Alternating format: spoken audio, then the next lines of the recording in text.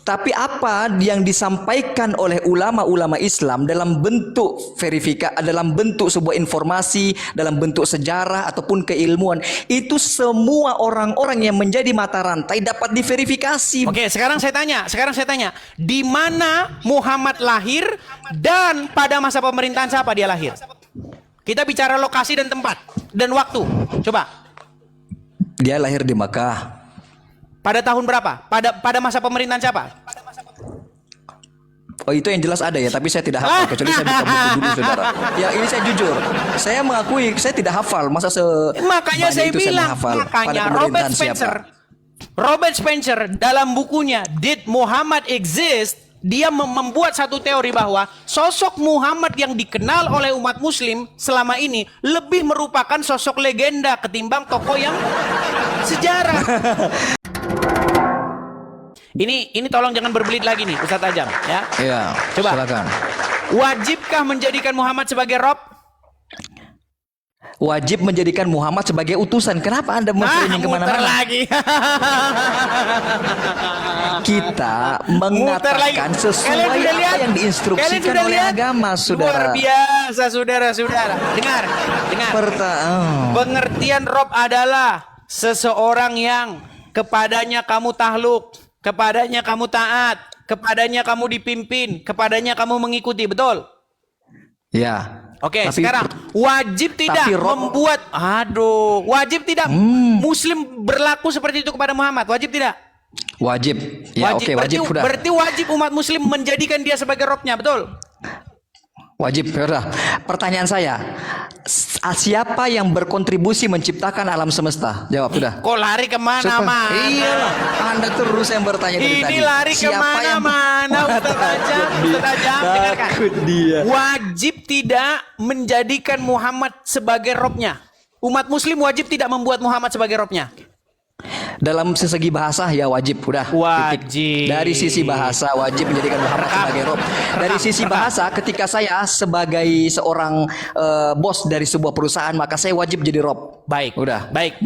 Oke. Jadi umat Muslim wajib menjadikan Muhammad sebagai Robnya. Wajib tidak menjadi. Sebentar dulu. Ini mau kesimpulan. Iya. Silakan. Wajib, Silakan. Menurut Ustadz Azam, umat Muslim wajib menjadikan Muhammad sebagai Rob.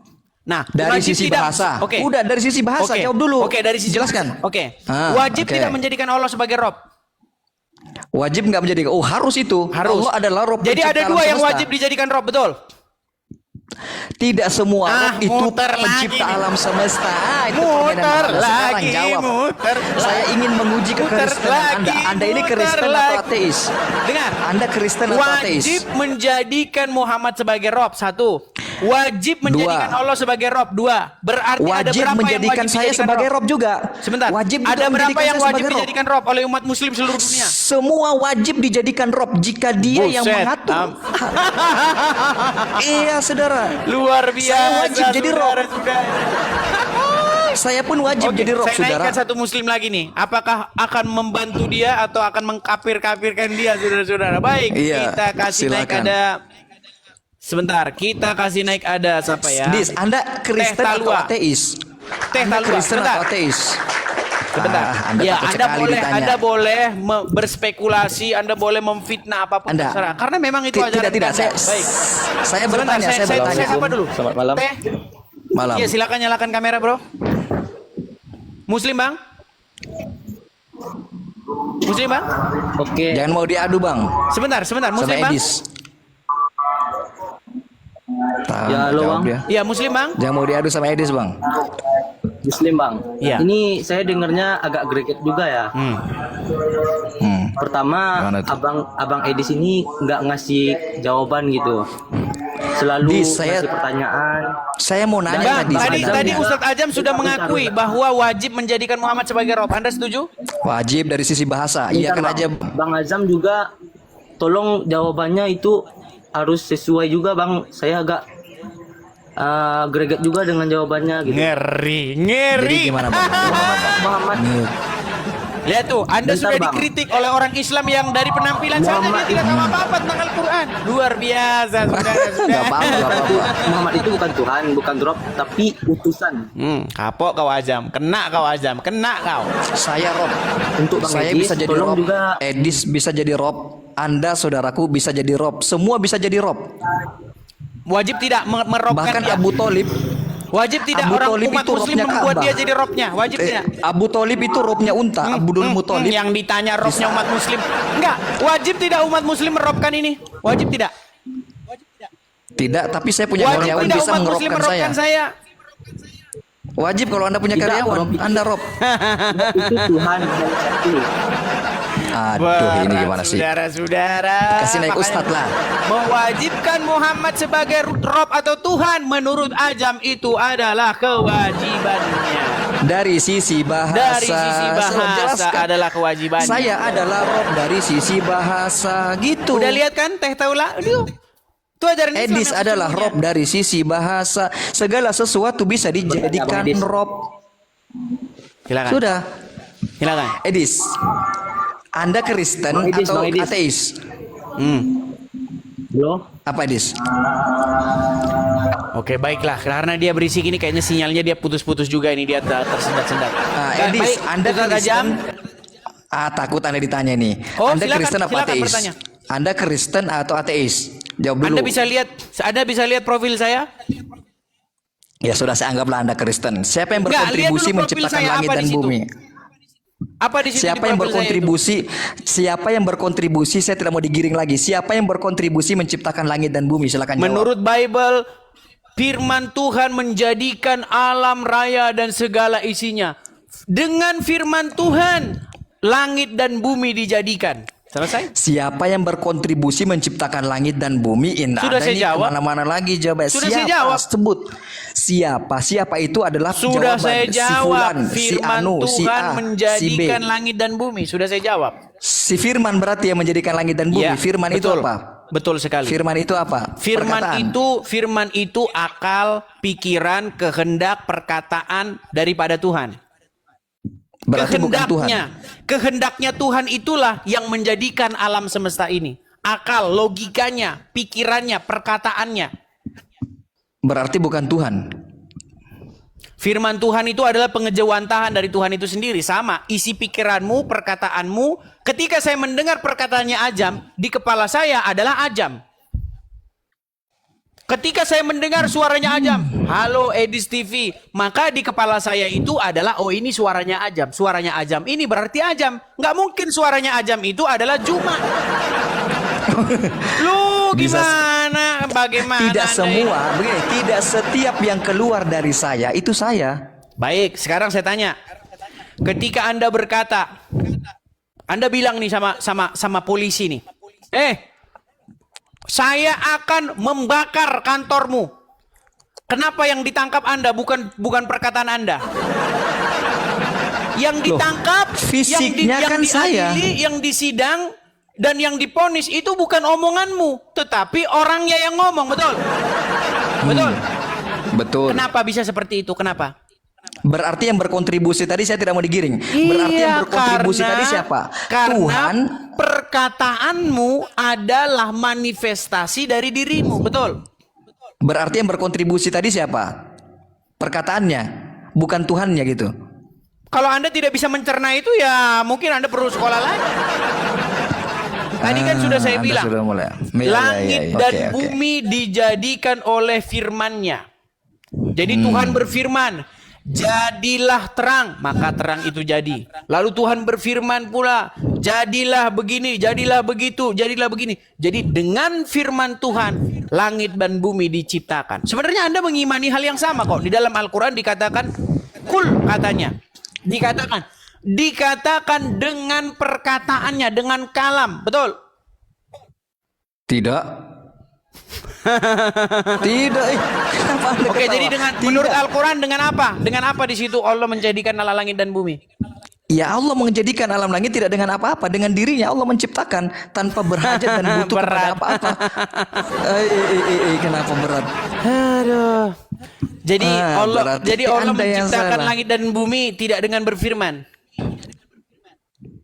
Dia berfirman, tapi Nah. bukan firman itu yang menjadikan.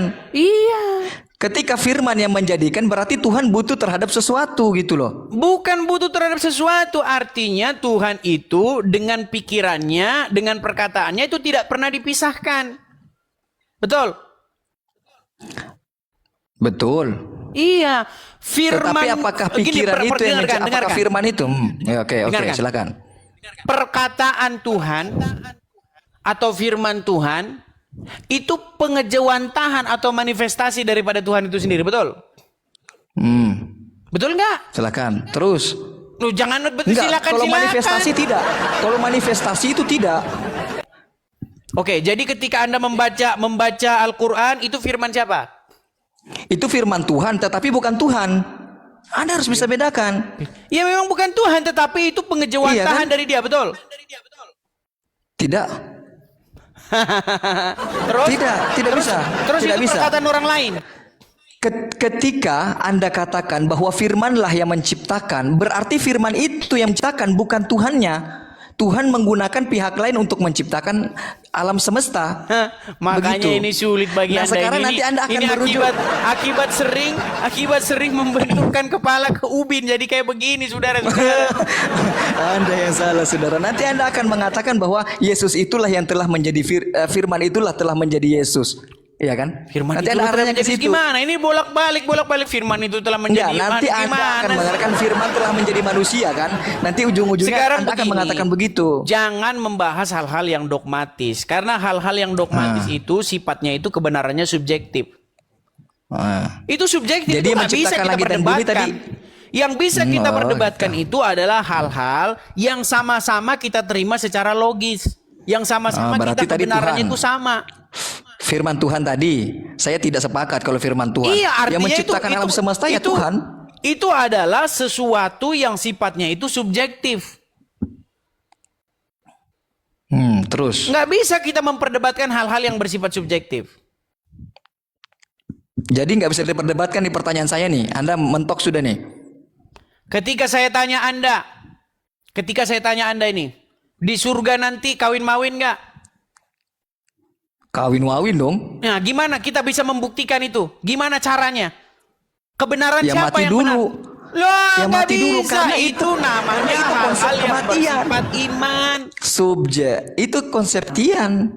Loh, Tidak ada itu cara lain tidak untuk bisa membuktikan. kita diskusikan, Ajam. Karena apa? Iya, Karena artinya. itu kebenarannya bersifat subjektif. Iya, oke. Tapi kalau ketuhanan kan bisa didiskusikan, iya kan? Kalau ketuhanan Baik. bisa, makanya saya Baik, tanya betul, tadi siapa yang betul. berkontribusi menciptakan alam semesta? Masa Itu loh, saudara. ditanya lagi. Tadi kan saudara bilang firman, iya Oh kan? iya, betul. Terus Firman yang menciptakan. Terus mana kontribusi Yesus? Kontribusi yang Yesus. dituhankan, yang dilulukan, Baik. yang disembah, yang Baik. diberikan loyalitas sepenuhnya, baik. yang dianggap Baik. oleh orang-orang Kristen sebagai sosok yang menciptakan langit dan bumi. Baik. Gitu. Oke, Baik. jawab. Saya Silakan. sudah jawab tadi ya. Jadi di dalam Ya. Yohanes pasal yang pertama dan pasal yang ke-14. Oh, itulah Segala makanya saya bilang sesuatu. tadi. Anda kan ingin bisa bahas dogma kan? Anda mau bahas Iya, dogma iya, kan? oke. Nah, Silakan. segala sesuatu dijadikan oleh Dia. Apa itu Dia? Dia itu merujuk kepada logos tadi. Pada mulanya adalah firman. Firman itu bersama-sama dengan Allah. Dan firman itu adalah Allah. Segala sesuatu dijadikan oleh Dia, oleh sang firman itu. Lalu di ayat 14-nya, dan firman itu telah menjadi manusia. Udah jelas. Pendapat, oke, terakhir. Anda nggak bisa sekali. Anda nggak bisa memprotes Iya, iya. itu. Tidak, Itu saya tidak ingin adalah protes. keyakinan kami. Iya, saya mau menanyakan terakhir ini, saudara. Terakhir, Anda jangan panik terus gitu. Nggak Terakhir ada ini, saudara. panik. Anda itu senangnya membahas hal-hal yang bersifatnya dogmatis. Saya ingin menanyakan pendapat saudara pribadi. Apakah Yesus berkontribusi menciptakan langit dan bumi atau tidak? Kalau Dari penjelasan Yesus, saudara di awal tadi. di dalam pikiranmu, kalau Yesus itu adalah hanya daging saja, Anda memandang Yesus hanya daging saja yang dilahirkan. Nggak ada. Daging Yesus yang dilahirkan oleh Maria itu tidak menciptakan apa-apa. Tetapi kalau Anda berbicara Berarti Yesus- mengenai sebelum Yesus menjadi manusia, maka kita bicara Yesus sebagai sang dafar, sang firman yang menjadikan langit dan bumi. Simpel aja Makanya Anda, makanya Anda ini ini muter-muter saya. Kalau Anda ini Yesus ditanya muter-muter hanya dari di sudut pandang manusia saja. Anda muter-muter di seperti Ya saya yang terserah mau ditanya-tanya Anda tadi, bilang kan Anda kan muter-muter merasakan tidak ditanya masalah. seperti pertanyaan saya, berarti menurut saudara pribadi Yesus berkontribusi atau tidak dalam penciptaan langit dan jawaban bumi? jawaban singkatnya, kalau Anda merujuk Yesus sebagai Sang Firman, iya. Kalau Anda merujuk sebagai Yesus sebagai daging kemanusiaan, jawabannya tidak. Oh gitu. Selesai. Selesai saudara. Ya ya. Berarti Yesus yang keluar dari rahim Maria itu tidak berkontribusi ya menciptakan langit dan bumi. Daging dan darah tidak menciptakan apa-apa. Mana dalilnya di dalam kitab Anda bahwa Yesus itu pernah ada sebelum dia lahir? Yesus ya, berkata, Yesus. sebelum Abraham ada, aku telah ada. Sebelum Abraham ada, ya itu kan secara normatif seluruh Anda utusan makanya Tuhan jangan begitu. jangan bahas hal-hal yang bersifat dogma. Sudah saya bilang berkali-kali. Berarti. Dulu ketika saya baru Anda debat-debat berat Anda agama ini. kayak gini, bahasanya kayak begini. Membahas hal-hal yang Berat ya? bersifat dogmatis. Berarti ya? Yang kebenarannya itu tidak bisa. Kita nggak punya standar yang sama untuk menentukan itu benar. Nggak bisa Berat kita berarti ya? mendebatkan. Misalnya saya bilang, di sorga itu tidak kawin-mawin. Kebenaran siapa itu? Di sorga itu tidak kawin-mawin. Kebenaran saya. Sedangkan kebenaran Anda, oh di sorga kawin-mawin, bahkan pesta. Pesta kawin, betul? Nggak tahu juga kalau pesta kawin itu ya. Loh, Kata siapa itu nggak tahu saya. makanya saya bilang begini, mari dalam diskusi jangan membahas hal-hal yang kebenarannya itu bersifat dogma. Contoh. Tadi saya bilang, menurut iman kami yang menjadikan langit dan bumi ini adalah firman Tuhan. Menurut iman kalian yang menciptakan langit dan bumi ini adalah Allah. Apa yang mau kita debatin apa? Yang bisa kita debatin itu hal-hal yang bersifat logis. Contoh. Menurut iman kalian, Muhammad itu ada di kuburan. Menurut iman saya, Yesus naik ke sorga. Nah, secara logis. Ini logika ini. Yang layak diikuti itu orang di kuburan atau orang yang naik ke sorga? Saya tanya. Enggak, yang naik ke surga Nah, itu sudah ada yang lihat berbelit kan? belum? Aduh, yang dikubur itu sudah jelas kuburannya ada. Enggak, yang dikubur sudah jelas kuburannya ada. Yang naik ke surga itu siapa yang lihat? Oke, sekarang saya buktinya tanya. kalau dia ada di Sekarang surga? saya tanya, siapa yang lihat Jibril? Anda Siapa lihat juga Muhammad yang nggak? lihat? Gimana? Putus suaranya saudara? Udah mulai Putus, alasan. beneran. Mulai alasan gimana? Suara putus-putus. Putus saudara. Saya tanya Makanya tadi. begini Ustadz Ajam, dengarkan Ustadz Ajam ya. Gini loh. Iman Anda, saya nggak ikut campur. Muhammad itu sudah meninggal. Dia ada di kuburan. Iya. Menurut iman saya, Anda jangan protes iman saya. Menurut iman saya, Yesus naik ke sorga. Apakah kita sama-sama dengar dulu? Apakah kita sama-sama ketemu? Enggak. Kamu tidak ketemu Muhammad, saya tidak ketemu Yesus. Kita semua percaya berdasarkan keterangan saksi mata yang memberikan keterangannya lalu menuliskannya dalam sebuah buku. Ya kan? Menurut para sahabat-sahabat Muhammad tuh gini dan gini. Menurut murid-murid Yesus begini dan begitu. Nah, keterangan dari para saksi mata, informasi itu sampai kepada kita. Sehingga saya mempercayai yang ini, Anda mempercayai yang itu. Nah, sekarang secara logis nih. Tujuan kita adalah hidup yang kekal, atau bahasa awamnya itu adalah sorga.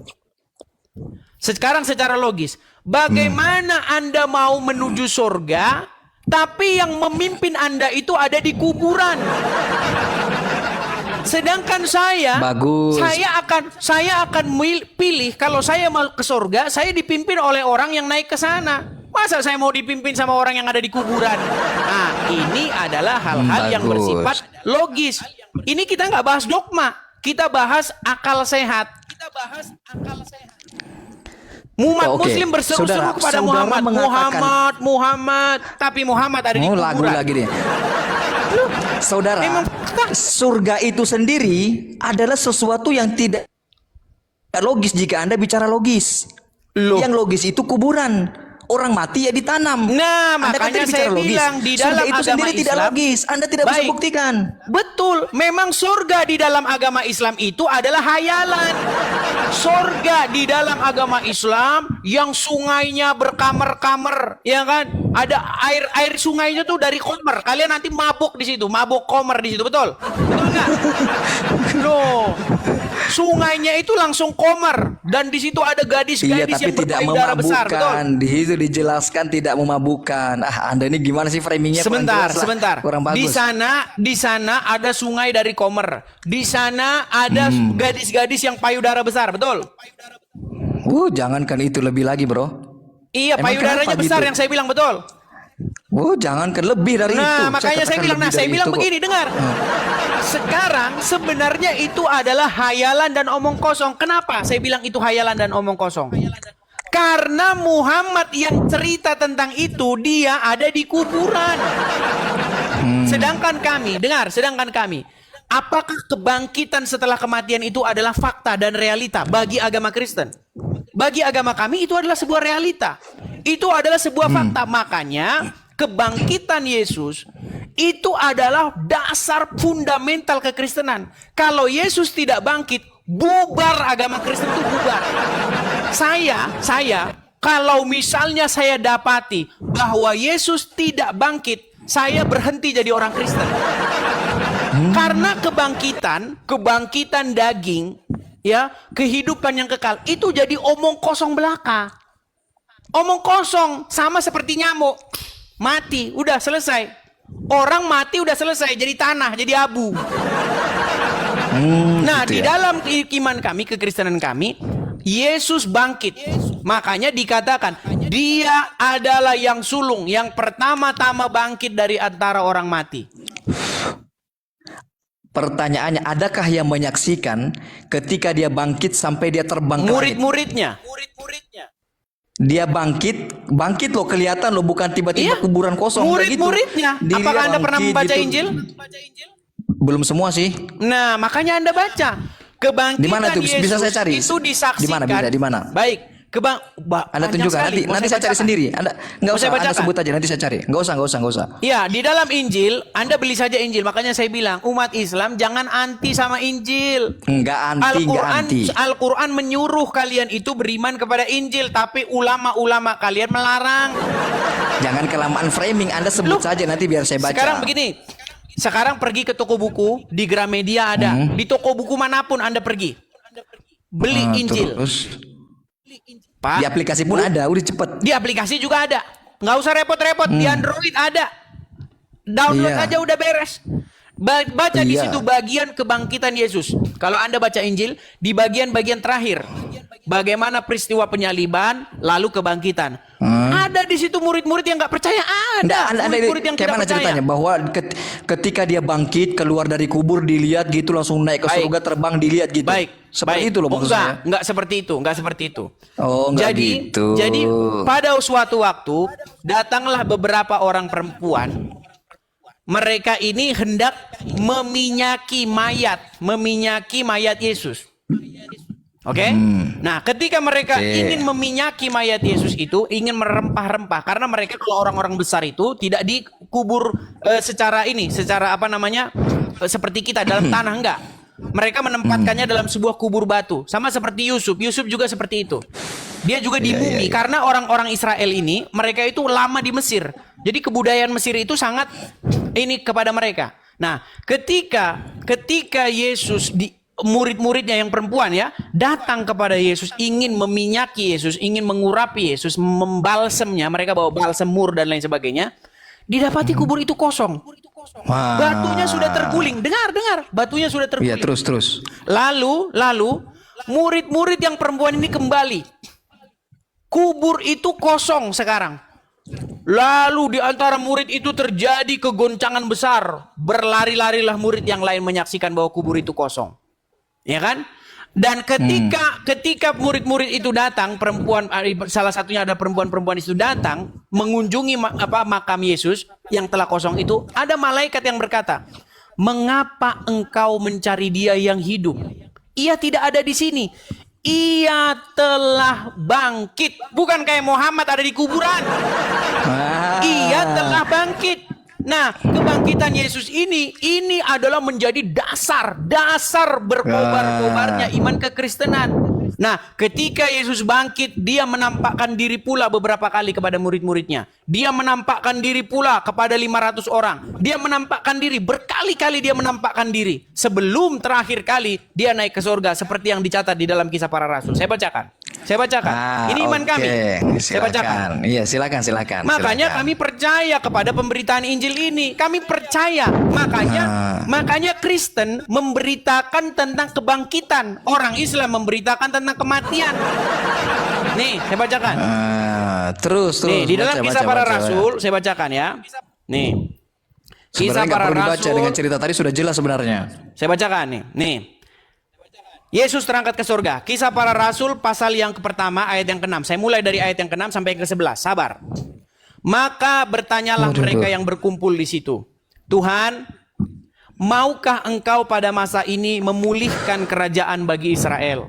Jawabnya, "Engkau tidak perlu mengetahui masa dan waktu yang ditetapkan Bapa sendiri menurut kuasanya. Tetapi kamu akan menerima kuasa kalau Roh Kudus turun ke atas kamu, dan kamu akan menjadi saksiku di Yerusalem dan di seluruh Yudea dan Samaria dan sampai ke ujung bumi." Nih, sesudah ia mengatakan demikian, terangkatlah ia, disaksikan oleh mereka, dan awan menutupinya dari pandangan mereka. Ketika mereka sedang menatap ke langit, tiba-tiba berdirilah 2 orang berpakaian putih dekat mereka dan berkata kepada mereka, "Hai orang-orang Galilea, mengapa kamu berdiri melihat ke langit? Yesus ini yang terangkat ke sorga meninggalkan kamu akan datang kembali dengan cara yang sama seperti kamu melihat dia naik ke sorga." Amin. Perhatikan. Artinya apa? Menurut kesaksian para saksi mata, murid-murid yang melihat langsung, makanya dalam Injil itu dikatakan, "Apa yang kami lihat dengan mata kepala kami, apa yang kami raba dengan tangan kami tentang firman yang hidup, itulah yang kami beritakan kepada kamu." Jelas. Gitu ya. Diberitakan kebangkitan Yesus itu, diberitakan kepada segala bangsa, sampai ke Indonesia, sampai ke Samosir, sampai ke Balige.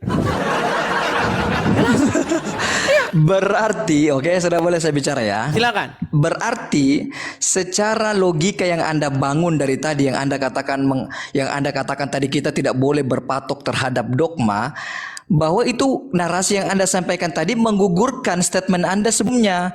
Kenapa? Karena Anda mengatakan Yesus naik ke surga. Tapi ketika dia di dalam kubur, dan ketika ada seseorang yang hendak mengusapi dia, membalsam. Ramu dia, membalsam dia. Tidak ada yang melihat dia keluar dari kubur, kemudian proses dia keluar seperti apa, duduknya seperti apa, berdirinya, tidak ada. Saya tanggapi? Seperti itu, saudara. Bisa saya tanggapi? Silakan. Baik, saya tanggapi. Boleh, ya. silakan. Baik. Seandainya setelah peristiwa Yesus tidak ada di dalam kubur, tapi dia tidak pernah menampakkan diri, bisa kita katakan mayatnya dicuri orang. Ya, kesimpulannya mayatnya dicuri orang. Seperti yang digosipkan oleh Mahkamah Agama. Ya, mereka menebarkan satu isu, bilang saja kepada prajurit-prajurit penjaga yang menjaga kubur itu. Kan ketika prajurit-prajurit ditempatkan di makam itu, di kubur itu. Tetapi gempa bumi yang hebat membuat mereka lari tunggang langgang, mereka meninggalkan makam itu. Lalu Mahkamah Agama, orang-orang Yahudi dan ahli-ahli Taurat bilang, "Saya kasih kamu uang, tutup mulut, tapi kamu jangan cerita kalau ada gempa, kalau ada gini. Bilang aja mayatnya dicuri orang." Dan kabar itulah yang sampai hari ini tersebar di tengah-tengah orang Yahudi. Dicatat dalam Injil. Nah, sekarang begini. Apakah setelah Yesus bangkit, dia tidak pernah menampakkan diri satu kali pun? Dia menampakkan diri. Kepada Paulus, Rasul Paulus, dia menampakkan diri.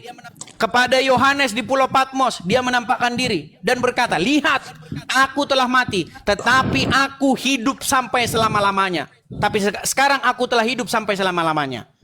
Kemudian dia menampakkan diri juga kepada Petrus. Dia menampakkan diri kepada murid-murid yang lain. Dan menampakkan diri kepada 500 orang. Artinya kebangkitan Yesus disaksikan oleh para murid-muridnya. Dan untuk itu, untuk memberitakan kebangkitan Yesus itu, murid-murid itu meninggalkan segala apa yang dia punya.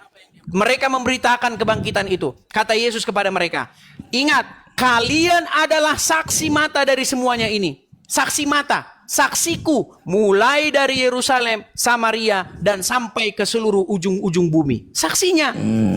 Itu yang tercatat di situ. Sedangkan di iman kalian, di iman Islam, apakah ada di dalam iman Islam Muhammad bangkit dari kubur? Nggak ada. Ya, Di tidak dalam ada, iman dia manusia Islam, biasa. Makanya saya bilang sudah tahu manusia biasa kok diikutin. Sudah tahu Ajarannya yang manusia biasa di alam kubur kok malah Apa salahnya ikut mengikuti kepadanya. ajaran? Secara logika, Anda kan tadi membangun sebuah premis logika ya. Secara logika, lebih baik mengikuti orang yang ada di dalam kubur ketimbang mengikuti hal-hal yang sifatnya halusinasi seperti itu, saudara. Ya kan? Ini berat saudara-saudara ini. Iya. Berat saudara. Secara logika. Sekarang begini. Secara logika. Sekarang begini. Baik, makasih begini. Perhatikan. Ketika murid-murid menyaksikan apa yang dilihat oleh mereka, apa yang disaksikan oleh mereka, bagaimana Yesus membangkitkan orang yang sudah mati, bagaimana Yesus menyembuhkan orang yang lumpuh, bagaimana Yesus mencelikkan mata orang yang buta sejak lahir dan lain sebagainya, sampai bagaimana Yesus wafat dan kemudian bangkit. Apakah saya hanya menafikan begitu saja? Itu hanya omong kosong belaka. Apakah saya harus skeptis itu? Enggak, saya teliti dulu. Apakah ini hanya dongeng-dongeng saja? Saya teliti. Di mana kejadiannya ini, di mana? Oh, kejadiannya ada di Yerusalem. Pada masa pemerintahan siapa? Ada waktu itu gubernur yang pada waktu itu memerintah, namanya Pontius Pilatus. Apakah Pontius Pilatus ini tokoh fiktif? Oh enggak, saya baca lagi. Saya teliti semua. Ini bukan seperti kisah Mahabharata. Bukan seperti kisah Mahabharata yang ada Hanuman begini, enggak. Ya. Ketika saya baca, ada lokasinya, ada peristiwanya, ada tanggalnya, ada kejadiannya. Artinya ini semua adalah peristiwa sejarah. Ya kan? Lalu bagaimana saya mau menafikan itu? Bahwa ini omong kosong semua. Kalau begitu saya nggak pernah percaya Soekarno pernah ada. Saya nggak pernah percaya George Washington pernah ada. Karena semuanya saya dengar dari cerita-cerita. Nah, tetapi bagaimana di sini saya mengerahkan seluruh energi saya, kekuatan saya untuk meneliti. Apakah ini bohong-bohongan? Apakah ini hanya dongeng-dongeng saja? Saya periksa semuanya. Saya teliti. Bagaimana mungkin? Bagaimana mungkin? Ada sebuah cerita, ada sebuah dongeng, di situ lengkap dibilang kejadiannya begini. Pada waktu itu raja yang memerintah ini. Pada waktu itu inilah orang yang berkuasa di tanah itu. Begini, nama imam besarnya adalah Kayafas. Saya teliti. Naskah-naskah Yahudi menyebut, benar, imam besarnya Kayafas. Begini dan segala macam. Ada semua. Masa mau saya bilang ini dongeng? Sungguh saya nekat kalau bilang itu dongeng semua. Nekat saya bilang bahwa itu dongeng. Nah sekarang saya tanya umat Saya akan muslim. berusaha. Ya oke, silakan. Coba silakan. Ya, silakan. Apa yang mau Anda bicarakan? Silakan. Saya akan berusaha untuk mengembalikan pernyataan Anda barusan dengan sebuah premis yang Anda bangun sebelumnya, yaitu berdasarkan logika. Logika loh saudara, logika. Lebih pantas mengikuti yang mana, yang sudah di kuburan atau yang naik ke surga? Ya lebih pantas mengikuti yang di kuburan karena jelas kuburnya ada. Logika saudara. Kalau Logika. begini, kalau Anda mau ikut orang yang di kuburan, nggak usah jauh-jauh ke kuburan yang di Mekah. Di dekat rumah saya ada kuburan, ikutin aja mereka. Nggak usah Seandainya jauh-jauh. dia guru meninggalkan sebuah ajaran, maka saya akan ikuti juga dia. Nah, sekarang begini, Seandainya dia mengajarkan seorang apa? guru meninggalkan sebuah. Baik, begini. Siapa? Muhammad mengajarkan hidup yang kekal. Muhammad mengajarkan kehidupan setelah kematian. Makanya beriman kepada kebangkitan. Itu kan salah satu rukun dalam agama Islam. Beriman kepada kehidupan yang akhirat, betul? Iya. Nah, sekarang begini. Muhammad mengajarkan itu, Yesus mengajarkan itu, Siddhartha Gautama mengajarkan itu, guru-guru, Iya. para ahli cerdik pandai, Aristoteles dan lain sebagainya, mereka mengajarkan. Aristoteles dia masih bertanya-tanya dia, apakah benar ada kehidupan yang akan datang, ya kan? Nah, sekarang begini, Iya. semua yang mengajarkan itu, Muhammad, Siddhartha Gautama, siapa? Semua yang mengajarkan itu sekarang saya tanya, di mana mereka berada? Apakah mereka masuk? Dengar dulu. Apakah mereka silakan. masuk kepada hidup yang kekal? Sekarang pertanyaan besar. Apakah Muhammad yang mengajarkan hidup yang akan datang, yang abadi, yang di situ ada sungai dari Komer, payudara, gadis-gadisnya payudaranya besar. Apakah dia masuk ke sana? Tidak, dia masuk ke kubur. Dia masuk ke kuburan menurut iman Islam. Betul. Nah, sekarang Yesus yang mengajarkan hidup yang kekal juga. Bahkan dia mengatakan, akulah jalan dan kebenaran dan hidup. Yesus tidak di kuburan. Seandainya Yesus di kuburan, sama seperti Muhammad, maka saya akan menyimpulkan bahwa omongan dia itu semua omong kosong. Tetapi karena Yesus bangkit, dia mengalahkan maut, dia masuk kepada hidup yang kekal itu, maka saya layak, saya pantas mempercayai dia bahwa segala yang dikatakan dia itu benar. Sekarang bagaimana saya mau percaya sama Muhammad? Muhammad aja ada di kuburan. Bagaimana saya mau percaya kepada Muhammad? Muhammad cerita tentang kehidupan yang kekal. Dia aja ada di kuburan. Secara logika, tetap yang di kuburan yang lebih layak untuk diikuti. Karena dia bisa dibuktikan secara otentik. Sedangkan yang naik ke surga ini tidak ada bukti otentiknya, saudara. Logika, bukan konsep ketuhanan. Logika. Coba Anda secara logika dulu, Anda, minta kejujuran Anda. Baik, kejujurannya gimana? Jibril naik ke surga nggak? Enggak, Jibril di langit dia, bukan di surga. Sekarang ada di langit Jibril. Jadi dia naik menghadap Allah nggak di Sidratul Muntaha nggak? Iya. Ada bukti otentiknya nggak? Iya, itu kan doktrin ini iman. Anda Itu sudah kan doktrin makan. iman. Anda sudah makan logika Anda sendiri, nampolin diri Anda sendiri. Nah, itu kan kita berbicara percaya. sosok yang diikuti. Kita kan sedang berbicara terhadap sosok yang kita ikuti. Sekarang ini kita bukan bicara logika Anda malaikat. kan begini. Logika Anda begini. Karena naik ke surga, tidak ada bukti otentik, maka kita tidak percaya, betul? Sosok yang kita ikuti, kita kan sedang berbicara sosok yang sedang diikuti. Kita sedang berbicara terhadap sosok yang sedang diikuti. Kita sedang berbicara terhadap sosok yang diikuti. Catat, sosok yang diikuti. Maksud saya begini, Bung Azam. Kita nggak ngikuti Jibril, kita ngikuti sosok yang diikuti. Bukan, saya ingin membantah argumenmu bahwasanya kalau naik ke surga maka tidak layak dipercaya karena tidak ada bukti otentik, betul? Kan itu argumen Anda tadi. Nah sekarang Jibril di dalam Al-Quran dia naik menghadap Allah ke Sidratul Muntaha setelah dia menemui Muhammad di Gua Hira, betul? Ada bukti otentiknya? Tak ada. Nah, terus Anda nggak usah layak percaya itu. Saya percaya karena yang menyampaikan hal tersebut kan, orangnya sekarang ada. udah mulai standar ganda. Enggak, tidak standar janda, saudara. Saya percaya karena orang yang menyampaikan itu real, masih ada sampai sekarang di kuburannya, masih jelas. Loh, sekarang begini, loh, Yesus ini loh, kuburannya apakah mana? yang menyampaikan, baik, apakah yang menyampaikan kebangkitan Yesus? Apakah yang menyampaikan bahwa Yesus wafat, kemudian bangkit, membangkitkan orang mati, mencelikkan mata orang buta, membangkitkan orang yang lumpuh, membuat orang lumpuh bisa berjalan kembali? Apakah mereka tidak ada makamnya? Ada? Para rasul? Enggak, yang sedang sosok yang diceritakan. Iya, betul. Ada. Artinya begini, Azam. Kita ini kan sama-sama tidak menyaksikan. Yang kita lakukan adalah bagaimana kita meneliti kesaksian dari para saksi mata ini. Saksi mata ini benar-benar nggak layak nggak dia dipercaya?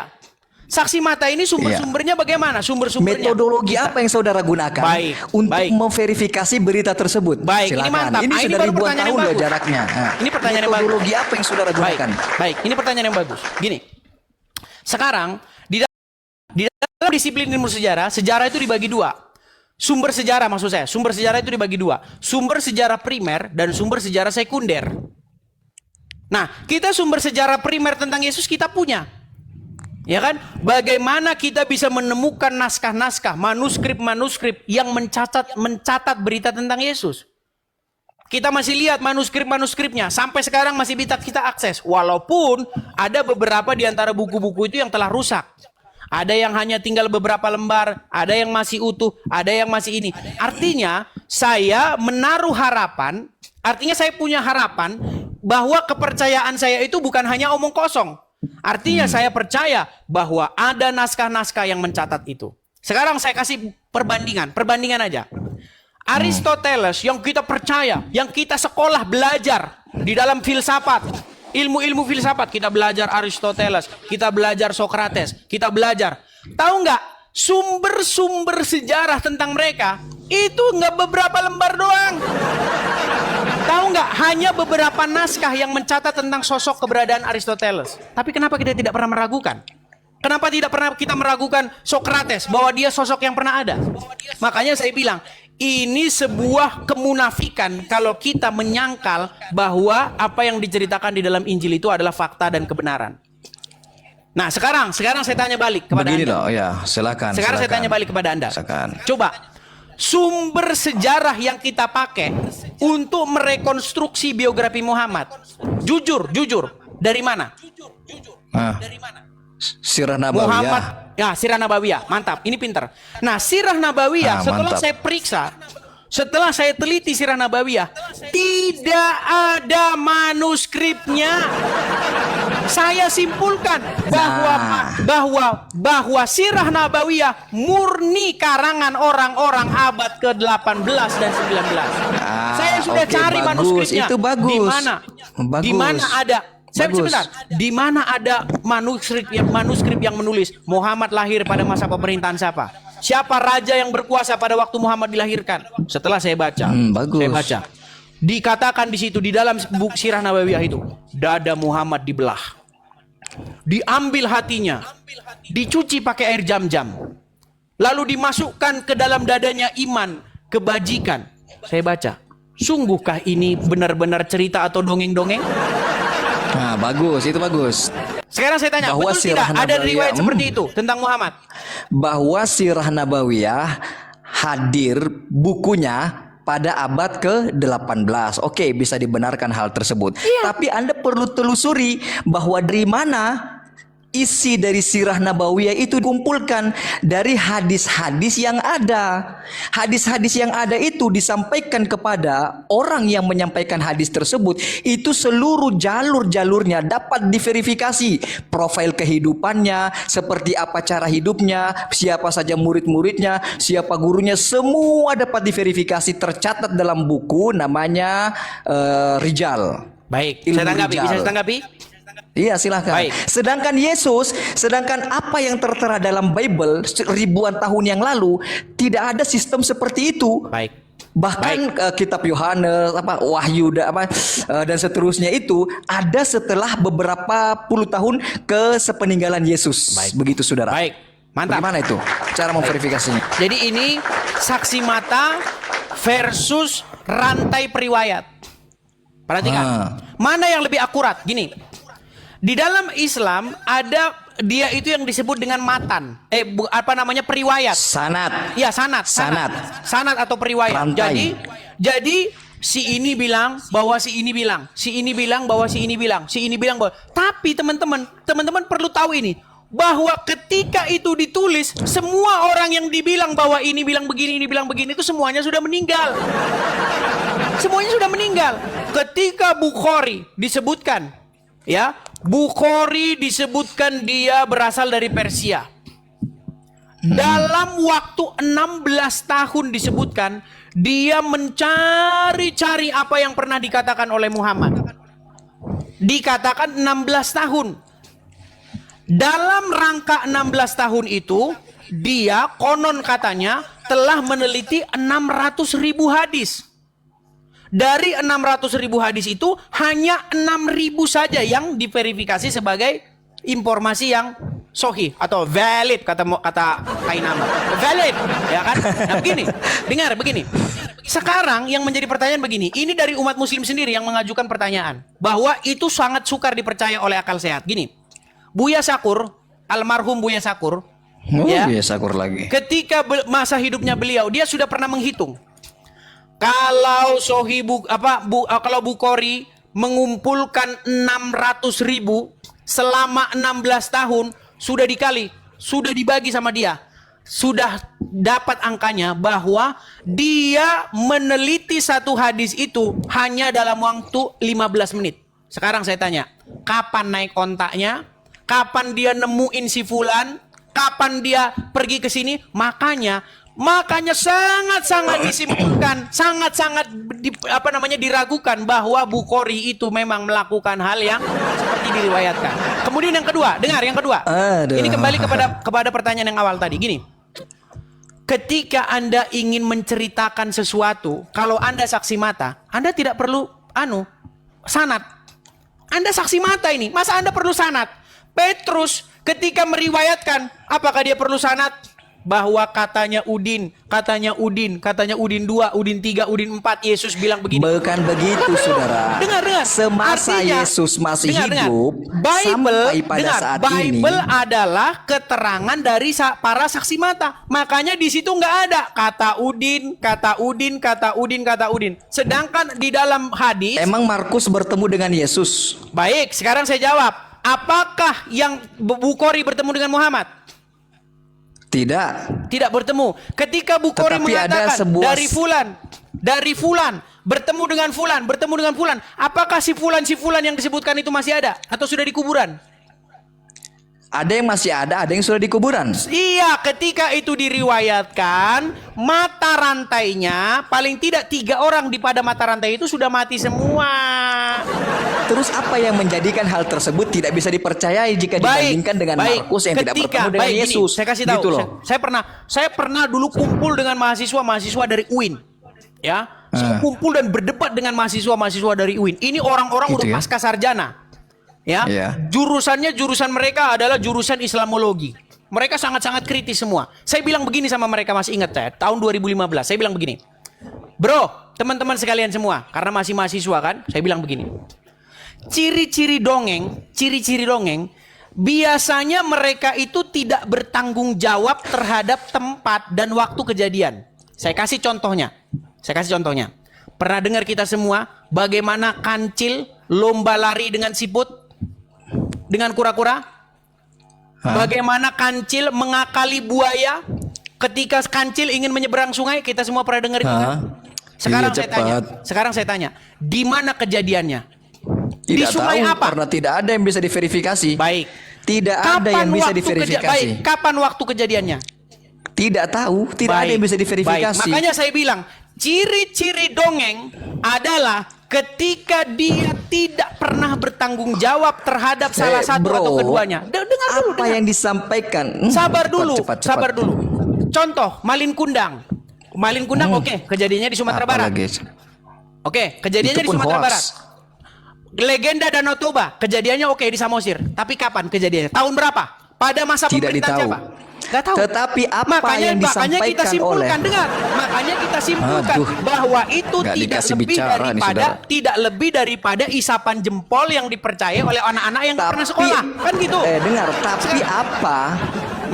tapi apa yang disampaikan oleh ulama-ulama Islam dalam bentuk dalam bentuk sebuah informasi, dalam bentuk sejarah ataupun keilmuan, itu semua orang-orang yang menjadi mata rantai dapat diverifikasi. Oke, sekarang saya tanya, di mana Muhammad lahir dan pada masa pemerintahan siapa dia lahir?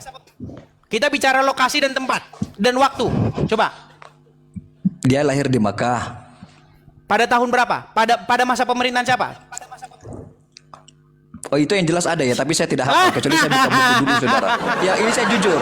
Saya mengakui saya tidak hafal. Makanya saya itu bilang, menghafal pada Robert pemerintahan Spencer dalam bukunya Did Muhammad Exist? Dia membuat satu teori bahwa sosok Muhammad yang dikenal oleh umat muslim selama ini lebih merupakan sosok legenda ketimbang tokoh yang sejarah. Orang Kristen sendiri bro mengakui Michael Hart bahwa Sekarang begini. Nabi Muhammad adalah nomor 101 orang Apakah itu berbicara tentang apa? Bahwa dia sosok figur yang nyata, figur yang historikal? Ya tidak mungkin dibuatkan sebuah buku kalau tidak historical. Loh, kalau hanya tokoh yang mempengaruhi, banyak orang yang terinspirasi dari Superman, banyak orang Apakah yang ada orang? terinspirasi. Loh, Apakah ada orang yang mengangkat Bung Superman Ajam, sebagai saya tokoh? waktu masa kecil saya terinspirasi dengan sosok Wiro Sableng. Makanya waktu kecil kerjaan saya bikin kampak naga geni 212.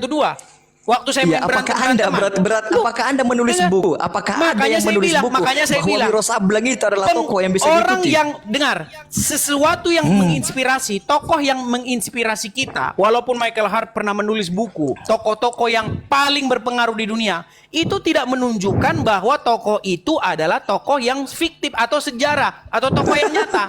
Tidak Loh, mungkin ditulis sebagai saya tokoh saja. kalau dia tidak Sekarang saya tanya, real keadaannya. berapa banyak orang yang percaya kepada terinspirasi dengan Raden Kian Satang? Berapa banyak orang yang terinspirasi dari sosok Wiro Sableng? Berapa Apakah banyak dia dianggap orang? sebagai tokoh? Apakah mereka tokoh yang nyata? Apakah mereka tokoh yang fiksi? Apakah ada yang menganggapnya sebagai tokoh? Hanya Loh, orang itu tokoh DUNGU yang juga. menganggapnya sebagai Gimana? tidak ada. Hanya orang edan yang menganggapnya sebagai kecil, tokoh. sebentar, saudara. anak-anak kecil banyak mereka yang terinspirasi dari sosok Wiro Sableng. Ha. Makanya mereka main pendekar-pendekaran, kapak naga geni 212. Artinya Ya, sosok terus. itu mempengaruhi anak-anak. Apakah Apakah sosok anak itu kecil sosok yang nyata? yang kurang begitu berakal dapat dijadikan sebagai Makanya rujukan? saya bilang seperti itulah kalian. Apakah Michael Hart itu adalah anak kecil gitu ya kan? Loh, sekarang saya tanya. Muhammad lahir pada masa pemerintahan siapa? Siapa raja yang memerintah pada waktu itu di situ? Kalau itu saya belum tahu, tapi jelas ada. Makanya saya bilang Iya, nanti sangat pada sesi lain saya bisa menjelaskan. Pada sesi yang lain. Ya Kita kan, karena bilang ini kan tidak ada persiapan. sangat diduga kuat. Sangat diyakini dengan kuat bahwasanya sosok Muhammad yang kalian kenal itu adalah tokoh fiksi. Tidak. Ada. Kalau Anda kasih saya kesempatan untuk membuka buku ya, Sekarang- mungkin beberapa puluh menit. Anda izinkan Saya nggak akan saya searching membuktikan? Anda izinkan nggak saya untuk menguatkan narasi saya bahwa dia adalah tokoh fiksi?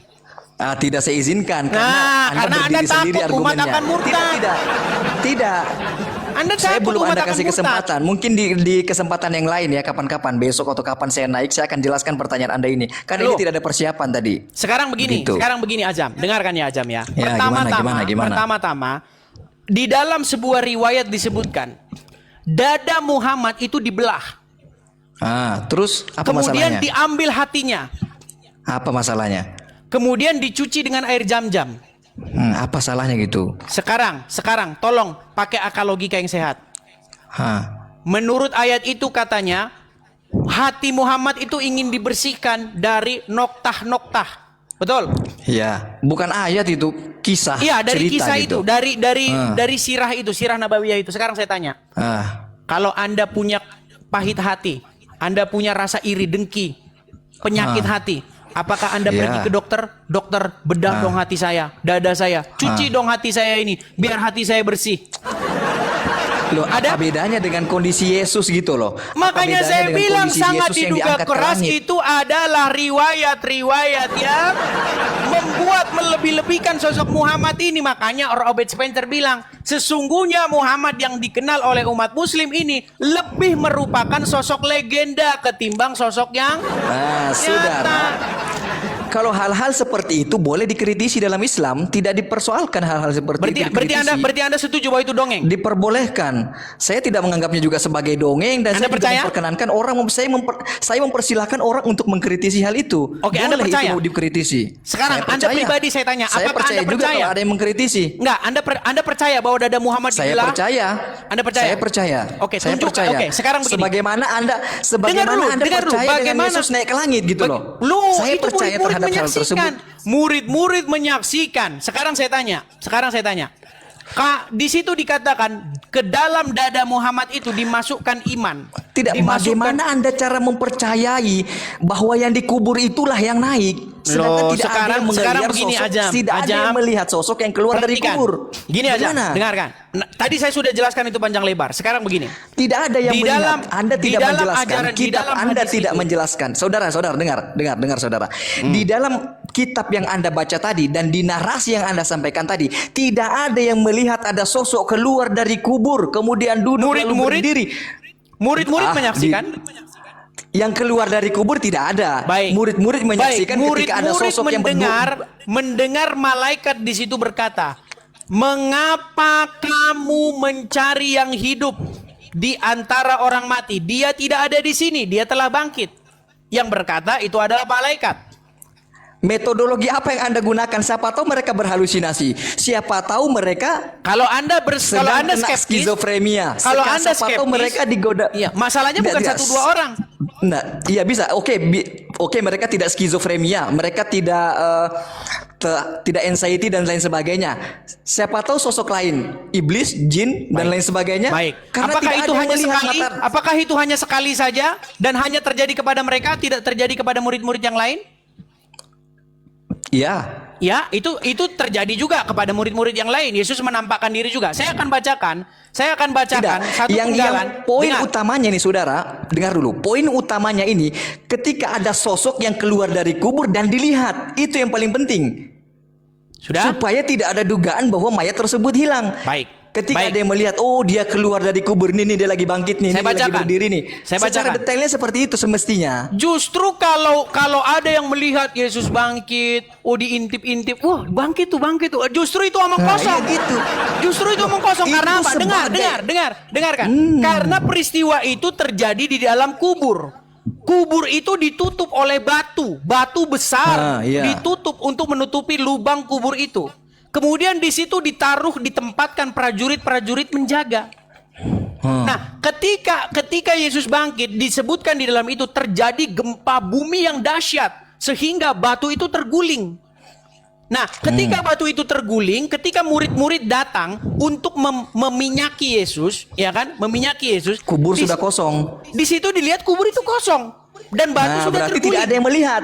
Nah, tidak ada yang melihat berarti sekarang, apakah hanya berhenti di situ? Apa bedanya dengan Nabi Muhammad SAW tadi? Sekarang apakah Yesus tidak menampakkan diri? Sama-sama tidak ada yang melihat. Sekarang Yesus menampakkan diri tidak? Saya bacakan. Nih, saya bacakan. Ketika dia menampakkan diri, sebentar, bagaimana caranya Anda memverifikasi itu Yesus atau pihak lain? Baik, saya bacakan dulu. Silakan. Saya bacakan ya, nih. Bagaimana tertulis di dalam sini. Saya buka Lukas pasal yang 24 karena terlalu panjang. Saya akan kutip saja inti-intinya begini ya. Lukas itu dari mana itu? Dia tidak bertemu dengan Yesus kan? Aduh. Dia menyelidiki kan? Menyelidiki nggak? Ini Anda namanya mengalami sindrom skeptis yang luar biasa. Baik, kan Anda dari tadi berusaha membangun sesuatu dengan logika. Dia kan tidak bertemu dengan Yesus. Maka metodologi apa yang dia gunakan untuk menyampaikan informasi tersebut? Lukas sendiri dalam pembukaan Injilnya dia berkata, setelah aku menyelidikinya dengan seksama dari para saksi mata. Kan? Loh, namanya sebuah laporan hasil penyelidikan itulah yang kita pakai sampai hari ini bahkan di dalam peradilan kita. Ketika polisi menyelidiki, mengumpulkan bukti-bukti, mengumpulkan saksi-saksi, kemudian membawa perkara itu kepada penuntut umum dan penuntut umum membawa perkara itu kepada hakim. Maka hakim memutuskan apakah peristiwa itu, bagaimana Anda ini adalah standarisasi yang masih kita pakai sampai hari ini. Kalau dalam standarisasi kita tidak memenuhi kriteria, itu sebenarnya sekarang saya tanya. Kitab KUHP. Sekarang saya tanya. Cocok. Ini ada hakim nih, hakim. Iya. Oke? Hakim berdiri. Boleh kalau di dalam sistem pidana boleh dipakai. Hakim berdiri dengan jubah kehakimannya. Baik. Dia sebagai wakil Tuhan, dia ingin memutuskan sesuatu. Dia bilang begini. Ada orang membawa perkara kepada dia. Dari mana kamu tahu itu semua? Kata hakim. Dari mana kamu tahu itu? Pak Hakim, saya seorang penyidik. Saya sudah meneliti perkara ini. Saya sudah kumpulkan bukti-bukti, keterangan para saksi mata. Saya kumpulkan. Saya bawa ke hadapan Anda, Pak Hakim. Silakan diperiksa. Baik, saya akan periksa perkara itu. Kata hakim. Sekarang yang kedua, ditanya sama hakim. Dari mana kamu tahu itu? Pak Hakim, saya dari Gua Hira. Kemudian ada yang menyampaikan. Hakim langsung bilang begini. Ini martil melayang ke kepala kamu ini. Pergi kamu sana. Makanya saya bilang, metode di dalam Injil ini adalah metode yang benar-benar ilmiah, akademis, ya kan? apa namanya, natural. Ini betul-betul yang masih bisa layak kita percaya. Lalu bagaimana kita percaya dengan keterangan orang masuk dalam gua bercerita tentang Yesus? Aduh, gimana ini kita ini? Masih bisa dijawab.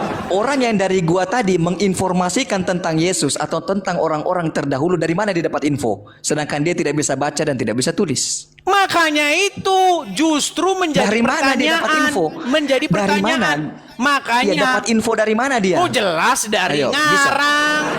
Nah, bagaimana caranya dia Baik. mengarang sedangkan dia tidak pernah mendapatkan Baik. informasi? Saya sudah meneliti, saya sudah baca Bible. bagaimana Anda meneliti? Saya sudah baca Coba, Al-Quran. bagaimana? Saya teliti keduanya bersama-sama. Iya, Sulit, bagaimana? sangat sulit bagi saya untuk tidak menyimpulkan bahwa Al-Quran melakukan plagiatisme terhadap Bible. Iya, ke plagiatisme lagi. Memang jelas. Plagiatisme lagi. Sekarang Al-Quran mengklaim bahwa dirinya adalah kitab yang melengkapi, sempurna, sebagai batu ujian. Betul? Sekarang betul. saya tanya, Yesus jelas disalibkan, wafat, kemudian bangkit. Menurut Al-Quran, sekarang saya tanya, orang-orang Wahyudi, mereka mencari-cari Isa atau Yesus dan ingin menyalibnya, betul? Orang-orang Wahyudi yakin gak Yesus itu dinaik ke langit? Baik. Orang-orang Wahyudi. Sekarang poinnya di sini. Dikatakan di dalam surat An-Nisa ayat ke-157, wa ma qataluhu wa ma salabuhu walakin syubbiha lahum. Betul? Betul. Nah, sekarang dikatakan begini, mereka tidak menyalibnya dan mereka tidak pula membunuhnya, melainkan yang diserupakan bagi mereka. Betul? Betul. Saya tanya orang Islam. Saya tanya Anda sekarang. Berarti Ya. orang-orang ingin menyalibkan Isa atau Yesus, tetapi Allah membuat ada orang lain yang wajahnya itu diganti menjadi wajahnya Isa, rupanya dibuat menjadi rupa Isa, lalu dialah yang disalibkan. Iya. Iya, betul. Artinya dia ditumbalkan. Iya, ada orang yang ditumbalkan, betul. Oke. Baik. Jadi ajaran tumbal itu ada dalam ajaran Islam. Ya kan? Jadi ada orang yang tidak dengar dulu. Ada orang yang tidak tahu apa-apa. Entah istrinya nanti juga nggak tahu kalau itu dia, anaknya nggak tahu kalau itu dia, orang tuanya nggak tahu kalau dia tahu dia, tahu-tahu mukanya dirubah jadi muka Isa dan dialah yang disalib. Nah, pertanyaan saya, di zaman itu kan di dalam Bible sendiri diakui bahwa memang ada jangan orang ke yang Bible mukanya dulu. mirip dengan Yesus. Anda mengatakan Quran lengkap. Anda mengatakan Quran lengkap. Iya. Anda mengatakan Quran penyempurna. Iya, Kenapa Anda iya. harus bersandar lagi kepada Bible? Tidak, saya tidak bersandar kepada Bible. Saya hanya mengembalikan apa yang Anda Quran sampaikan. bagi Anda? Tidak cukupkah Quran bagi Anda? Cukup, lebih Baik. dari cukup. Lebih dari cukup. Sekarang begini. Ketika orang-orang itu salah salib, mereka malah menyalibkan sosok yang bukan Isa. Apakah mereka tertipu? Siapa yang tertipu maksudnya dalam hal ini? Mereka yang mencari-cari Isa dan hendak menyalibkannya, tetapi mereka malah salah salib orang karena wajahnya dirubah oleh Allah menjadi Isa. Apakah mereka tertipu? Dan orang-orang yang memandang, apakah mereka tertipu? Mereka tertipu. Tertipu. Kalau mereka tertipu, berarti ada penipunya. Siapa penipunya? Kok gitu? Framing lagi. Framing lagi. Framing lagi. Ini kan bentuk penyelamatan. Ini kan bentuk penyelamatan. Loh, sekarang saya tanya. Yang memiliki Oke lah, dia otoritas menyelamatkan. tertinggi kepada Dia orang yang menyelamatkan dengan dikasihinya. cara menumbalkan orang lain. Betul? Bukan menumbalkan orang lain, tapi orang itu sendiri yang menawarkan dirinya. Bagaimana sih? Mana? Dalam Al-Quran mana dikatakan, saya mau menjadi martir demi rela menjadi kamu. Muka kamu pindahin ke muka saya. Nggak tahu dulu ada peran plastik atau enggak. Itu dalam sebuah sejarah dikisahkan seperti itu, bro. Tapi terlalu panjang lah itu, bro. Loh, bro, begini, bro Azam. Di dalam Al-Quran tidak ada narasi bahwasanya ada orang ingin menggantikan Isa. Saya mau merelakan, mewakafkan diri saya, nggak ada. Nggak ada. Tapi itu narasi-narasi yang dikarang-karang oleh para ulama karena mereka tahu Al-Quran tidak lengkap dan tidak sempurna. Loh, kalau Al-Quran lengkap, bro, ya. kalau Al-Quran sempurna nggak mungkin ditambahi bumbu-bumbu cerita itu. Sekarang begini, intinya begini. Mereka tadi tertipu. Gimana, bro? Mereka tertipu, betul? Betul, mereka tertipu, bro. Ketika mereka tertipu berarti ada penipunya, betul? Tidak ada, bro. Orang dia menawarkan dirinya sendiri. Oh, gimana sih? Bagaimana Dia menawarkan mungkin dirinya ada yang sendiri, tertipu, saudara. bro? Bagaimana Ada mungkin orang ada yang yang tertipu tetapi Nggak tidak ada bicara. penipunya? Ada yang menawarkan sosoknya, bro. Di Quran surat berapa? Tidak ada dalam Al-Quran, bro. Tidak ada dalam Al-Quran. Berarti Anda Iya. mengatakan sesuatu berdasarkan bukan Al-Quran. Saya acuhkan. Bukti Iya. tidak diterima karena tidak ada dalam Al-Quran. Baik, sekarang begini. Gitu ya. Sekarang begini.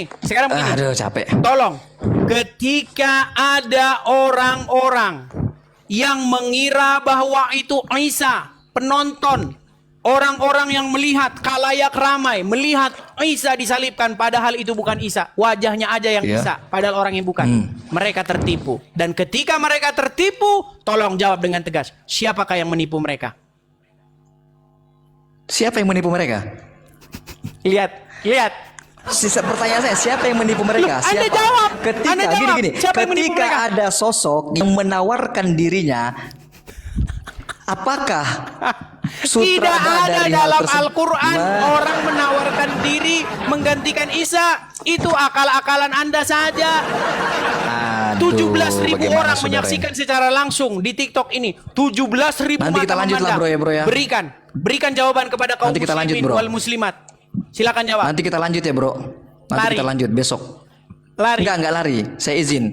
Anda Izin, bisa lihat ya. saudara, Ini HP saudara. saya di charge ya. Lihat, Anda bisa lihat. Anda bisa lihat ya. Ini HP saya di charger. Saya takut Baiklah. meledak ya. Baik. Anda bisa lihat kan? Baik. Dia sudah takut HP-nya nanti Iya. meledak, saudara-saudara. Iya, saya takut HP saya nanti meledak. Oke, Ya kan? baik. Saya Terima juga kasih, pakai Ustaz earphone, Ajam. ya. Ya, oke. Terima kasih, Nanti Ustaz tentukan Ajam. tema Mohon saja maaf, supaya saya pelajari terlebih dahulu. Baik. Tentukan tema supaya saya pelajari dulu. Misalnya Baik. besok tema tentang salib, nanti saya pelajari dulu gitu. Kan ini Baik, kan tidak silakan. persiapan. Silakan Anda pelajari. Ya, kita Terima kan bukan kasih mesin, Ustaz ya kan? Ajam sudah mampir Ya, ke sini. oke. Mohon maaf kalau ada kata-kata yang salah. Jikalau oke, ada siap. jarum yang patah, jangan disimpan di dalam hati. Jikalau ada kata-kata yang salah, jangan. Jika ada jarum yang patah, jangan disimpan dalam peti. Jikalau ada kata-kata yang salah, jangan simpan dalam hati. Sampai Oke, ketemu lagi. siap. Nanti kita bertemu lagi kalau ada tema. Oke, siap. Shalom teman-teman Alumaga, jumpa lagi dengan Alumaga Channel. Baru saja kita menyaksikan video diskusi etis dengan seorang pria. Kita sangat menghargai antusiasme yang ditunjukkan untuk menyampaikan pandangan dan membahas topik ini dengan serius. Namun kita merasa bahwa dalam beberapa kesempatan respon yang disampaikan lebih banyak berfokus pada pembantahan terhadap pendapat lawan diskusi ketimbang mencoba untuk memahami atau mengeksplorasi perspektif mereka lebih dalam. Dalam diskusi atau debat agama ini memang wajar jika ada perbedaan pandangan, mengingat agama adalah topik yang sangat dalam dan kompleks, namun sangat penting bagi kita untuk tetap menjaga dialog yang saling membangun, bukan sekedar berfokus pada pembantahan. Agama mengajarkan kita untuk saling menghormati dan mencari kebenaran melalui diskusi yang terbuka dan penuh pengertian.